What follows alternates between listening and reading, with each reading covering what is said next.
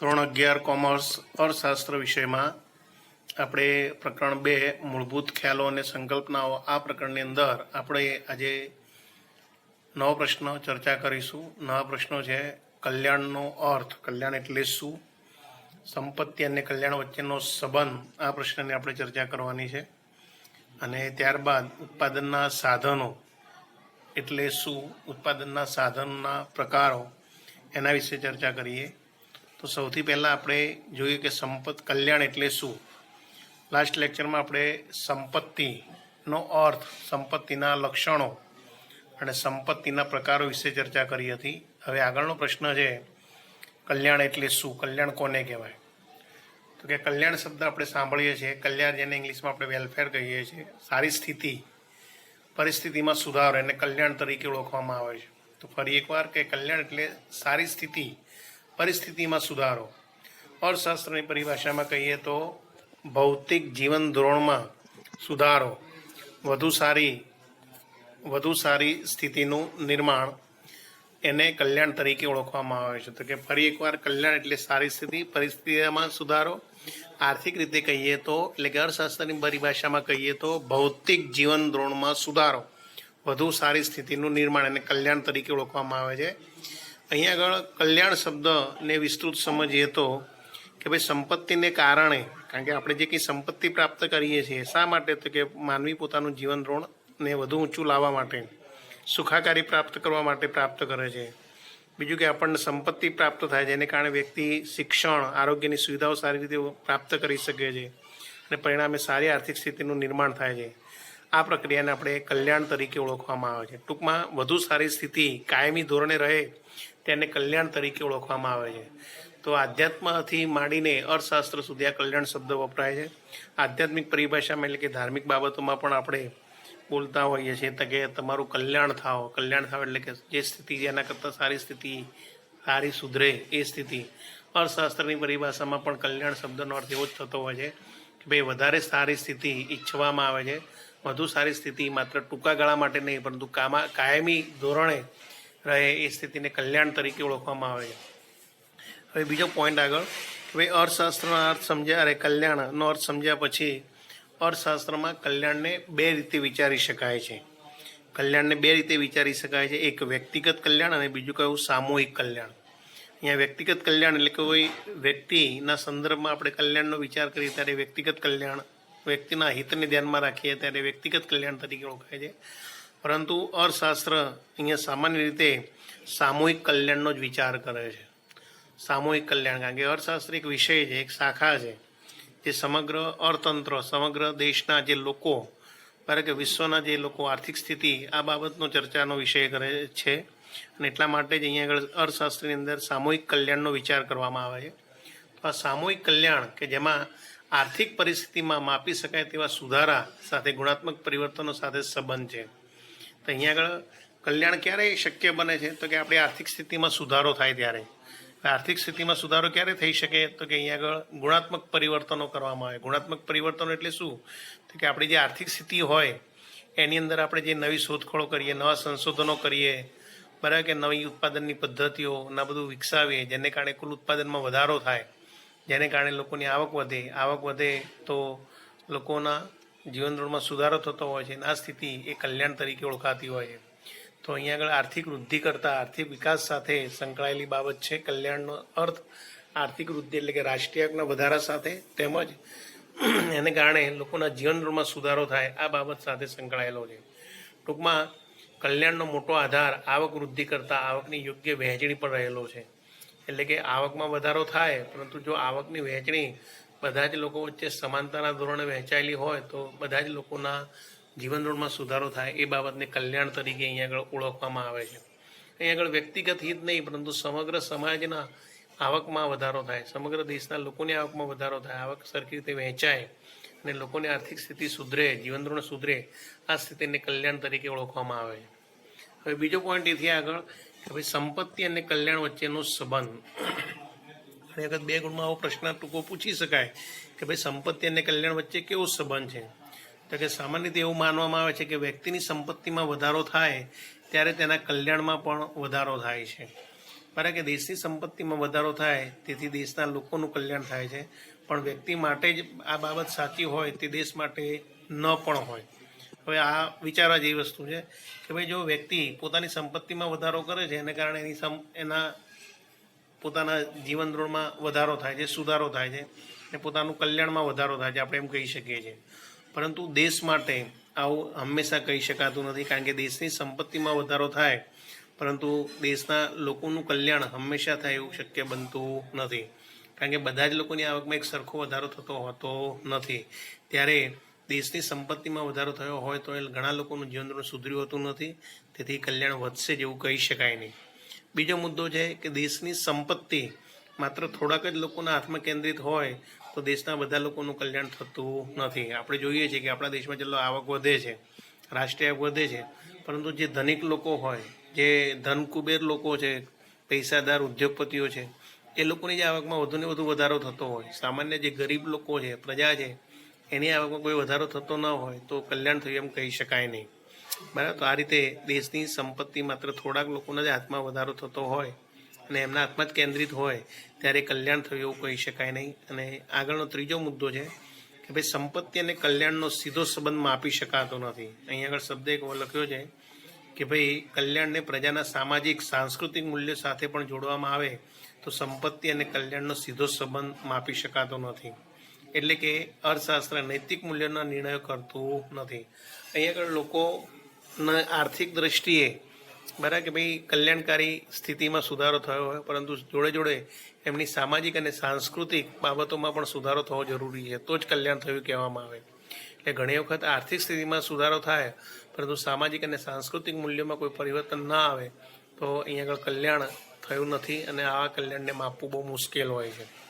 આમ છતાં કલ્યાણ માત્ર અહીં આગળ ભૌતિક કલ્યાણનો વિચાર કરીએ તો દેશની આવકમાં વધારો થવા સાથે આવકની વહેંચણી પણ સુધરે તો કલ્યાણમાં વધારો થાય એમ કહી શકાય.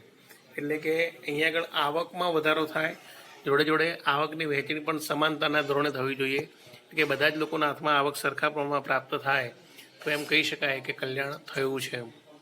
તો આ રીતે સંપત્તિ અને કલ્યાણના અહીં આગળ 3 મુદ્દા આપી શકાય, 4 મુદ્દા કે ભાઈ દેશની સંપત્તિમાં વધારો થાય, તેની સાથે લોકોના જીવનમાં વધારો થાય છે, પરંતુ તે વ્યક્તિગત રીતે હંમેશા સાચું નથી. બીજું કે દેશની સંપત્તિ માત્ર થોડાક જ લોકોના હાથમાં કેન્દ્રિત હોય તો દેશમાં બધા લોકોનું કલ્યાણ થતું નથી. ત્રીજું, સંપત્તિ અને કલ્યાણનો સીધો સંબંધ માપી શકાતો નથી. બરાબર. અને ચોથું છે ભૌતિક કલ્યાણની દ્રષ્ટિએ જો દેશની આવક વધતા આવકની અસમાનતા ઘટે તો કલ્યાણમાં વધારો થાય એમ કહી શકાય. બરાબર. તો આમ સંપત્તિ અને કલ્યાણ વચ્ચેનો આવો સંબંધ 4 મુદ્દામાં સ્પષ્ટ કરી શકાય. હવે આગળનો મુદ્દો છે આપણે ઉત્પાદનના સાધનો. તો અહીંયા આગળ આ પ્રશ્ન તમને પરીક્ષામાં 5 ગુણમાં પૂછો તો પૂછી શકાય કે ભાઈ ઉત્પાદન એટલે શું, ઉત્પાદનના સાધનો, એના લક્ષણો જણાવો એવો પ્રશ્ન પૂછી શકાય છે. તો અહીંયા આગળ આપણે ઉત્પાદનનો અર્થ પહેલાં સમજીશું, ઉત્પાદન કોને કહેવાય. તો ઉત્પાદનની સામાન્ય રીતે એક વ્યાખ્યા આપવામાં આવે કે ભાઈ વસ્તુ કે સેવા માટે તુષ્ટિગુણનું સર્જન કરવાની પ્રક્રિયા એટલે ઉત્પાદન. અહીં આગળ તમને સમજૂતી આપી છે કે ભાઈ માણસની જરૂરિયાતો અમર્યાદિત છે અને આ જરૂરિયાતોને પૂર્તિ કરવા માટે માણસે વસ્તુ અને સેવાઓનું ઉત્પાદન કરવામાં આવે છે. માનવીની જરૂરિયાત સંતોષી શકે તેવી વસ્તુ કે સેવાને ઉપયોગી સ્વરૂપ આપવામાં આવે તેને ઉત્પાદન કહેવામાં આવે છે. તો એક આ સાદી વ્યાખ્યા છે, યાદ રાખજો સૌથી પહેલાં કે ભાઈ માનવીની જરૂરિયાત સંતોષી શકે તે રીતે વસ્તુ કે સેવાને ઉપયોગી સ્વરૂપ આપવામાં આવે તે ઉત્પાદન છે. સાદી રીતે કહીએ તો ઉપયોગિતા ગુણનું સર્જન એટલે કે તુષ્ટિ ગુણનું સર્જન કરવાની પ્રક્રિયા એટલે ઉદાહરણ. દાખલા તરીકે લાકડાને ખુરશીના સ્વરૂપમાંથી બદલવાથી તેના ઉપયોગિતાનો ગુણ ઉમેરાય છે. સામાન્ય રીતે બરાબર કે જુદા જુદા લાકડાના ટુકડા પડ્યા હોય ત્યારે એ લાકડું જ કહેતા હોઈએ છીએ બધા, પરંતુ આ લાકડું બરાબર કે એનો યોગ્ય ઉપયોગ કરીને આપણે ચોક્કસ આકાર આપીએ છીએ, ખુરશી જેવો આકાર બને છે ત્યારે આપણે એને ખુરશી કહીએ છીએ.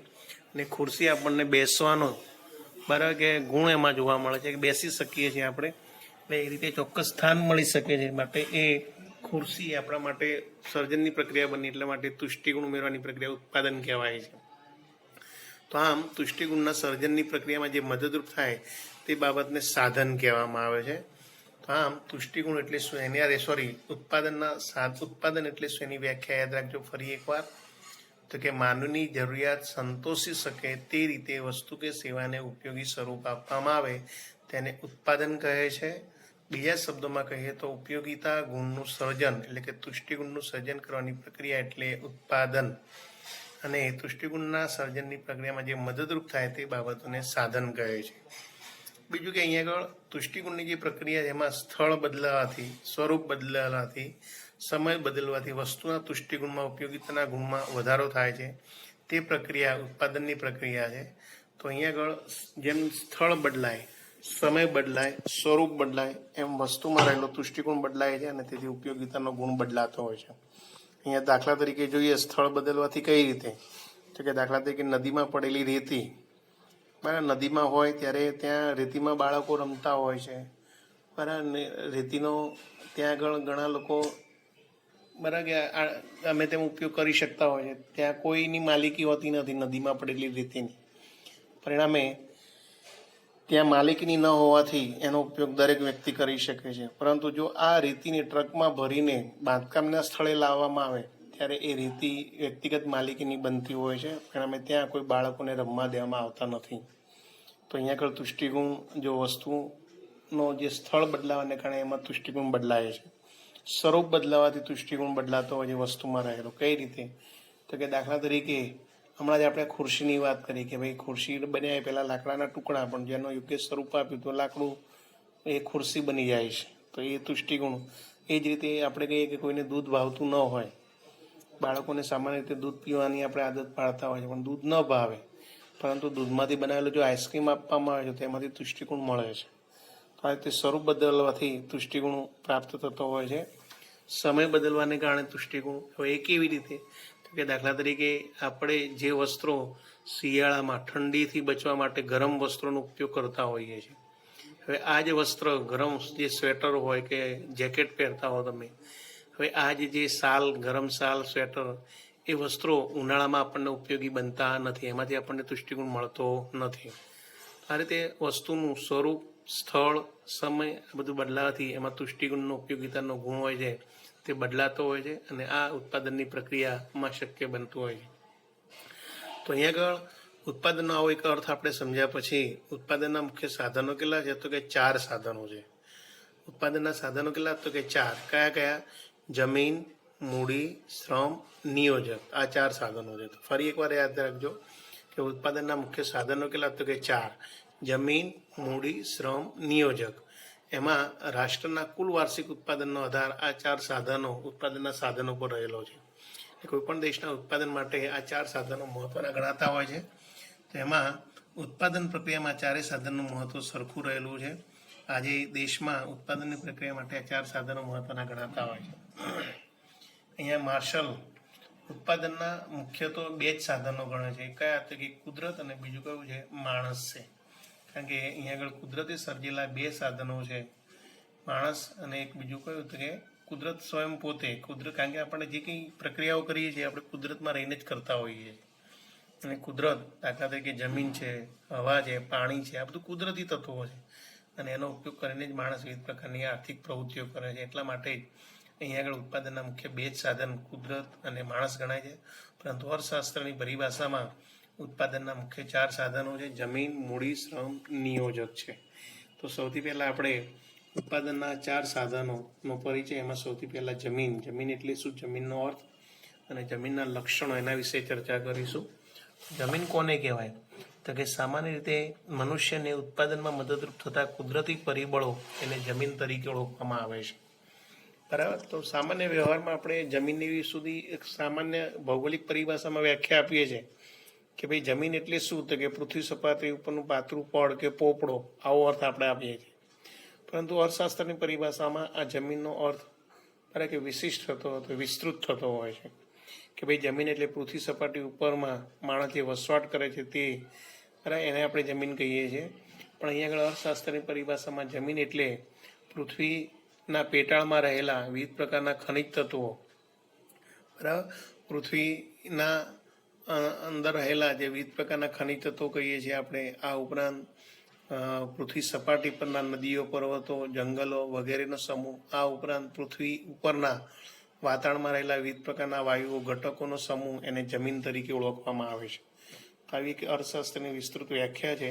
ભાઈ જમીન એટલે શું? તો જમીનને એક આવી વ્યાખ્યા આપી શકાય કે જમીન એટલે પૃથ્વીના પેટાળમાં રહેલા વિવિધ પ્રકારના ખનિજો, ખનિજ તત્વો વગેરે તેમજ પૃથ્વીની સપાટી પરના નદીઓ, પર્વતો, જંગલો વગેરે તેમજ પૃથ્વી પરના વાતાવરણમાં રહેલા વિવિધ પ્રકારના વાયુઓ, બરાબર કે વિવિધ પ્રકારની હવા, વાયુઓ કહીએ છીએ, તત્વો કહીએ છીએ, વગેરે ઘટકોનો સમૂહ એને જમીન તરીકે ઓળખવામાં આવે છે.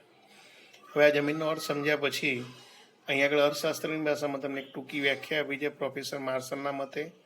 ભાઈ મનુષ્યને ઉત્પાદનમાં મદદરૂપ થતા કુદરતી પરિબળો જમીન છે, એટલે કે હવા, પાણી, સૂર્યપ્રકાશ, આબોહવાનો સમૂહ જેને જમીન કહેવાય છે. આ જમીનની આપણે ટૂંકી વ્યાખ્યા આપી છે. આ વ્યાખ્યા યાદ રાખવાની મિત્રો કે ભાઈ મનુષ્યને ઉત્પાદનમાં મદદરૂપ થતા કુદરતી પરિબળો જેવા કે હવા, પાણી, સૂર્યપ્રકાશ, આબોહવાનો સમૂહ એટલે જમીન.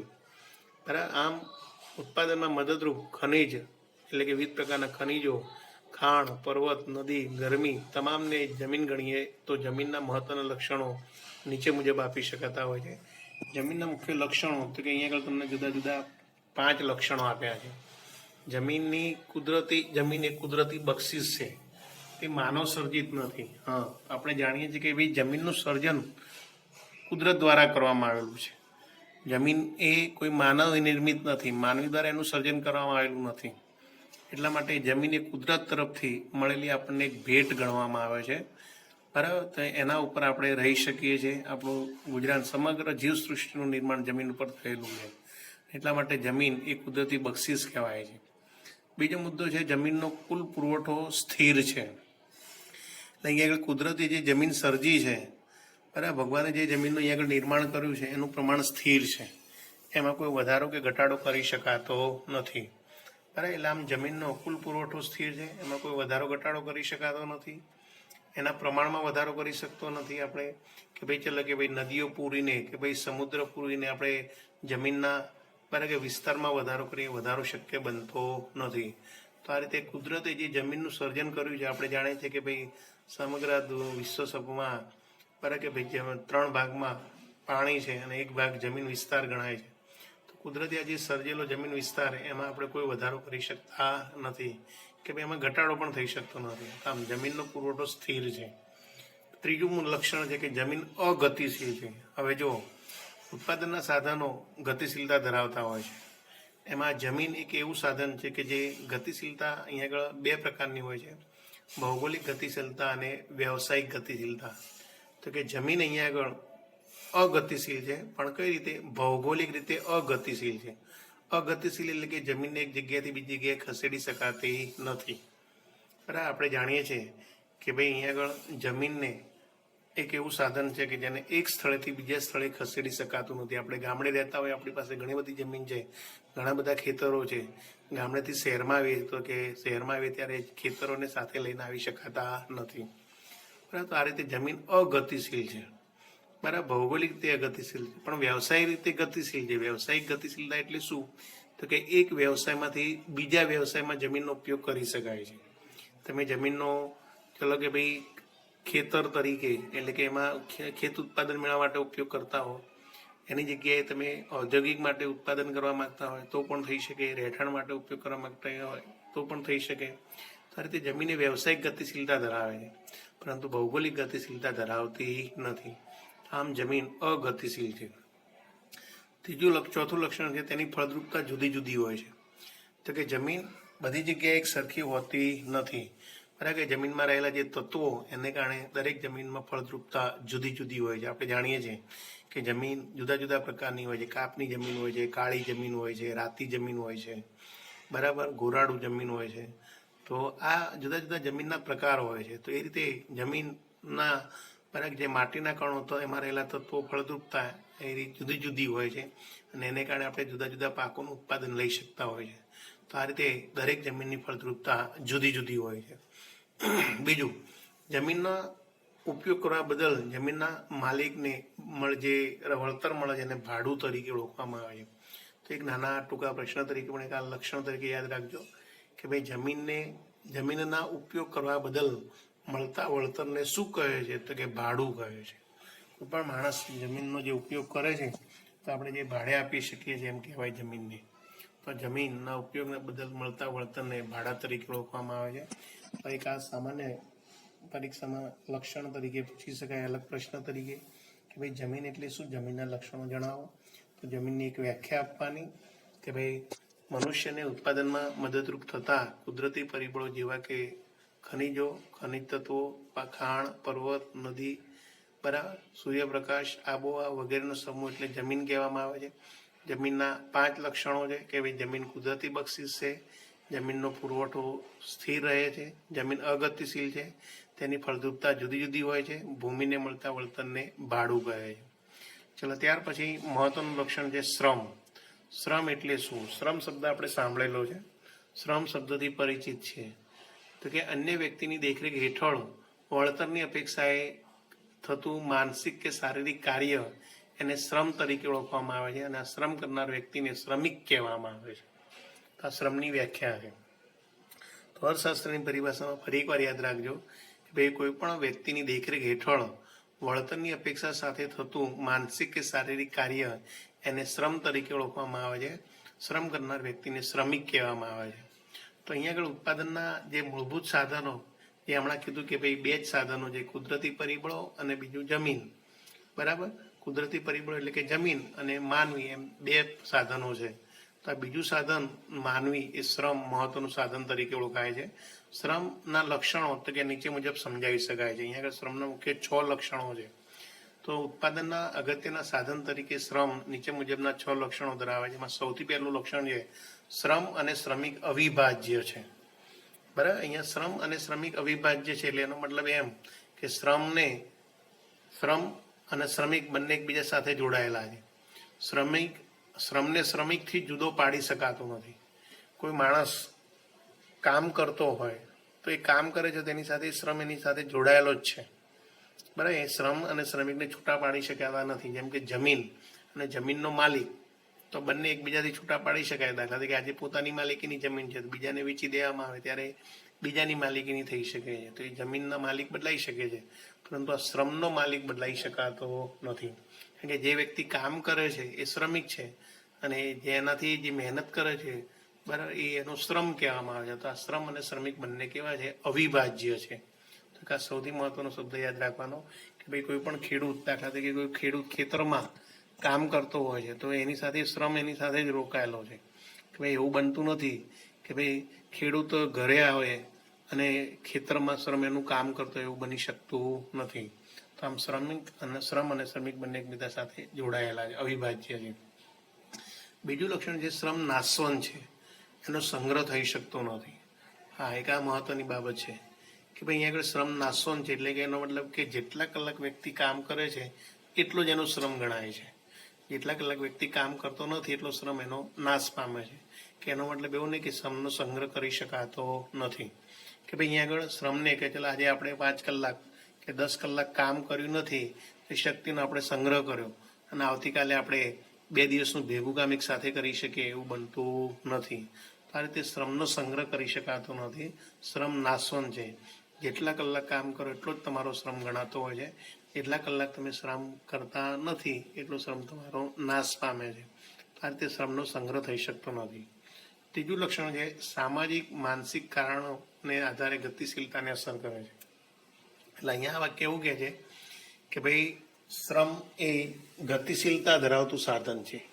કેવી રીતે? તો કે શ્રમ 2 પ્રકારની ગતિશીલતા ધરાવે છે. વ્યવસાયિક ગતિશીલતા પણ ધરાવે છે અને ભૌગોલિક ગતિશીલતા પણ ધરાવે છે. ભૌગોલિક ગતિશીલતા એટલે આજે શ્રમિકો તમે જુઓ કે ભાઈ સામાજિક કારણોસર, આર્થિક કારણોસર એક જગ્યાએથી બીજી જગ્યાએ રોજગારી મેળવવા માટે, આવક મેળવવા માટે જતા હોય છે. તો એની વ્યવસાયિક ગતિશીલતા કહેવાય છે. દાખલા તરીકે ગામડામાંથી લોકો, બરાબર, કે અહીંયા આગળ શહેરી વિસ્તારમાં રોજગારી આવક મેળવવા માટે આવે છે તો એને એની આર્થિક ગતિશીલતા કહેવામાં આવે છે, વ્યવસાયિક ગતિશીલતા કહેવાય.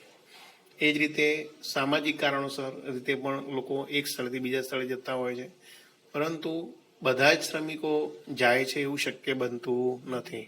તો આ શ્રમની જે સામાજિક ગતિશીલતા છે અથવા આર્થિક ગતિશીલતા છે એ કેવી છે? મર્યાદિત છે.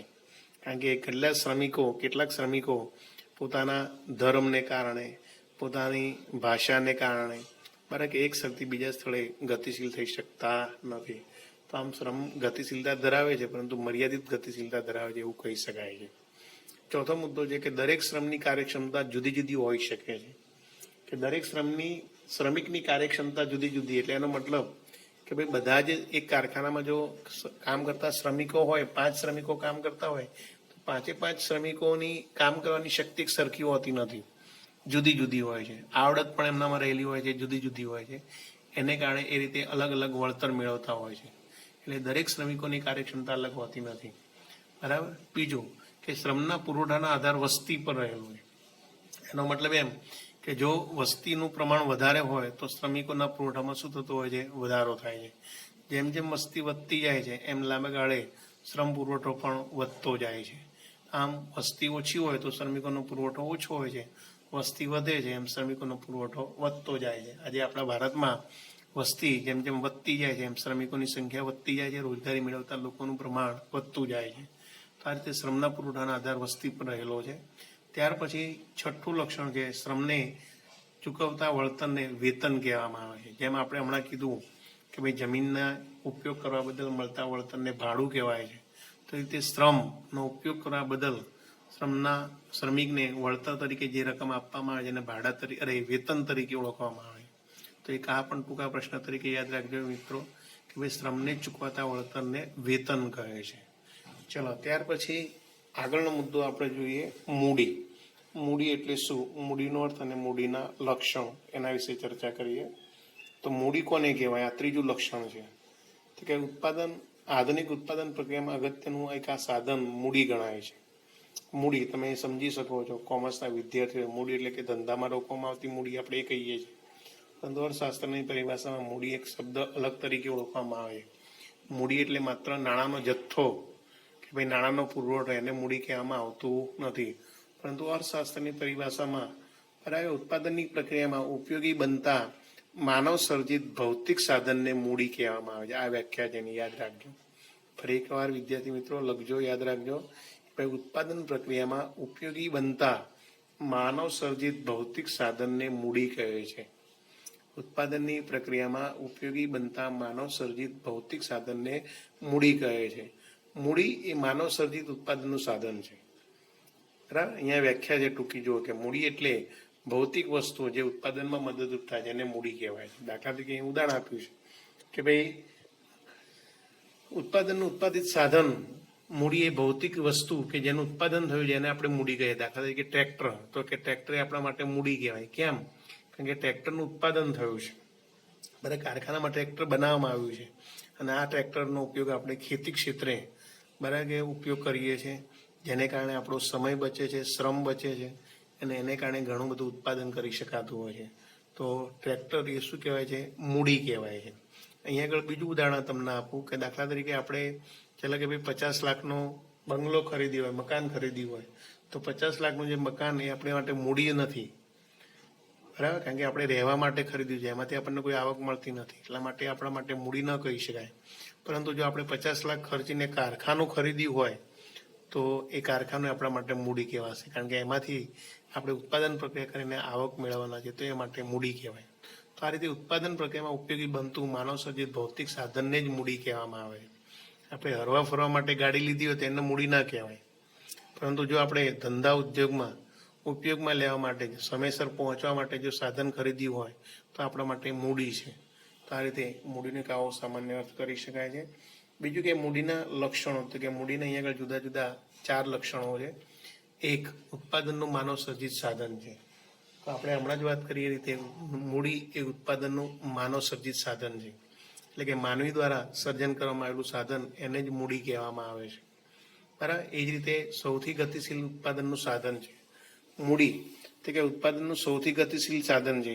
બરાબર. આપણે જોયું કે ભાઈ જમીન તો કે ગતિશીલતા ધરાવતું નથી, શ્રમ તો કે મર્યાદિત ગતિશીલતા ધરાવે છે. તો આ મૂડી એ ઉત્પાદનનું સૌથી વધુ ગતિશીલ ધરાવતું સાધન છે. એટલે કે આ મૂડી એ નિર્જીવ છે. પહેલો વસ્તુ એક વાક્ય આ યાદ રાખજો કે ભાઈ મૂડી ઉત્પાદનનું નિર્જીવ સાધન છે. નિર્જીવ સાધન હોવાને કારણે વ્યક્તિ ગમે ત્યારે ગમે તે સ્થળે અને એક સ્થળેથી બીજા સ્થળે ખસેડી શકે છે. એટલે મૂડી એ ભૌગોલિક અને વ્યવસાયિક બંને પ્રકારની ગતિશીલતા ધરાવે છે. માટે મૂડી એ સૌથી વધુ ગતિશીલ સાધન તરીકે ઓળખાય છે. બીજું કે અછત ધરાવતું સાધન છે, એટલે કે મૂડીની હંમેશા અછત રહેતી હોય છે. બરાબર કે કોઈ મૂડી એ શું છે કે માનવ સર્જિત છે, એ લોકો જરૂરિયાત હોય એ પ્રમાણે જ એનું સર્જન થતું હોય છે. બરાબર, વધારે પડતું એનું સર્જન થતું હોતું નથી, એટલે મૂડીની હંમેશા અછત રહેતી હોય છે. બરાબર, અને મૂડીના ઉપયોગ બદલ મળતા વળતરને વ્યાજ તરીકે ઓળખવામાં આવે છે. તો એક આ મુદ્દો પણ યાદ રાખજો કે મૂડીના વળતરને વ્યાજ તરીકે ઓળખવામાં આવે છે. હવે એના પછી આગળનો મુદ્દો છે નિયોજક. એક નાનો મુદ્દો છે, જોઈ લઈએ આપણે આજનો, કે ભાઈ નિયોજક એટલે શું, નિયોજકના લક્ષણો જણાવો, એવો પ્રશ્ન પૂછી શકાય.